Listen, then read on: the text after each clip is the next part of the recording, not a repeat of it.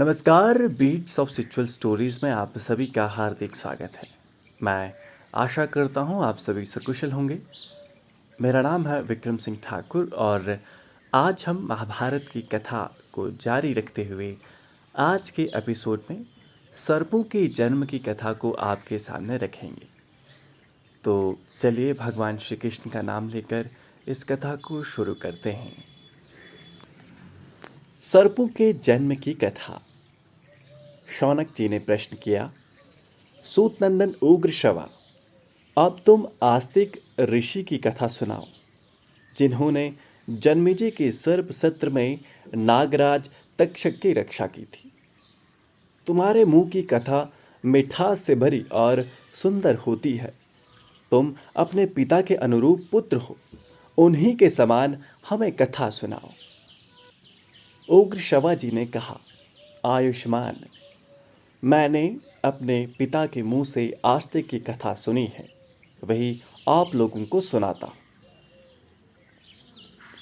सतयुग में दक्ष प्रजापति की 2 कन्याएं थीं, करदू और विंता। उनका विवाह कश्यप ऋषि से हुआ था। कश्यप अपनी धर्म पत्नियों से प्रसन्न होकर बोले, तुम्हारी जो इच्छा हो वर मांग लो। करदू ने कहा, 1000 समान तेजस्वी नाग मेरे पुत्र हों।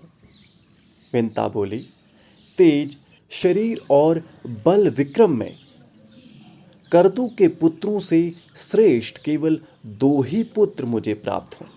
कश्यप जी ने एवं वस्तु कहा। दोनों प्रसन्न हो गए। सावधानी से गर्भ रक्षा करने की आज्ञा देकर कश्यप जी वन में चले गए।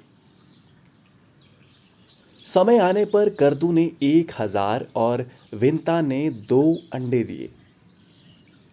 दासियों ने प्रसन्न होकर गर्म बर्तनों में उन्हें रख दिया।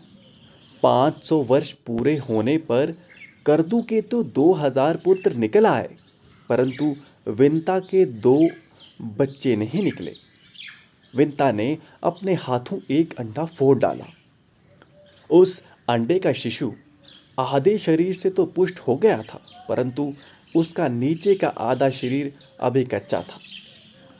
नवजात शिशु ने क्रोधित होकर अपनी माता को शाप दिया, मां, तुमने लोभवश मेरे अधूरे शरीर को ही निकाल लिया है, इसलिए तू अपनी उसी सौत की 500 वर्ष तक दासी रहेगी, जिससे डाह करती है। यदि मेरी तरह तूने दूसरे अंडे को भी फोड़कर उसके बालक को अंगहीन या विकृतांग ना किया, तो वही तुझे इस शाप से मुक्त करेगा।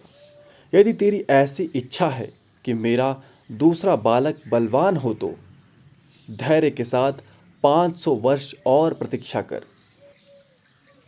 इस प्रकार शाप देकर वे बालक आकाश में उड़ गया और सूर्य का सारथी बना। प्रातःकालीन ललिमा उसी की झलक है। उस बालक का नाम अरुण हुआ। एक बार करदू और विंता दोनों बहनें एक साथ ही घूम रही थी कि उन्हें पास ही उच्चश्रवा नाम का घोड़ा दिखाई दिया।